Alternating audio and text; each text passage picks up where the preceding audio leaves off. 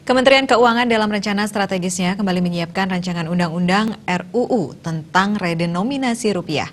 Hal ini tertuang dalam Peraturan Menteri Keuangan PMK nomor 77/PMK 01/2020 tentang rencana strategis Kementerian Keuangan tahun 2020-2024 yang dirilis awal Juli lalu. Namun di tengah pandemi COVID-19, redenominasi perlu dipikirkan dan dirancang kembali.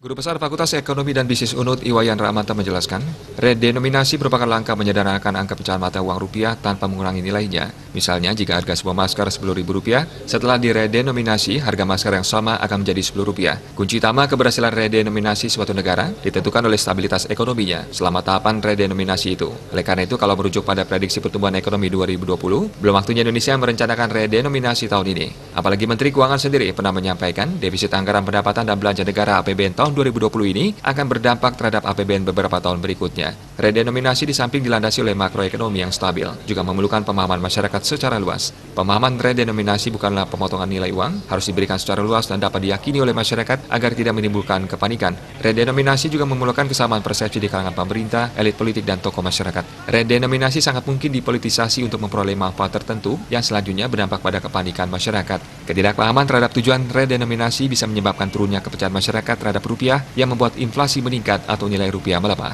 Di samping untuk tujuan penyederhanaan transaksi dan pembukuan bagi swasta, pemerintah, dan masyarakat, redenominasi juga diperlukan untuk mengendalikan inflasi. Manfaat lain dari redenominasi adalah meningkatnya citra rupiah terhadap mata uang lain di seluruh dunia. Belajar dari negara lain yang sudah duluan melakukan, baik yang sukses maupun yang gagal, Indonesia bisa mengambil hikmah. Redenominasi itu memang diperlukan, tapi mesti dimulai saat ekonomi telah stabil.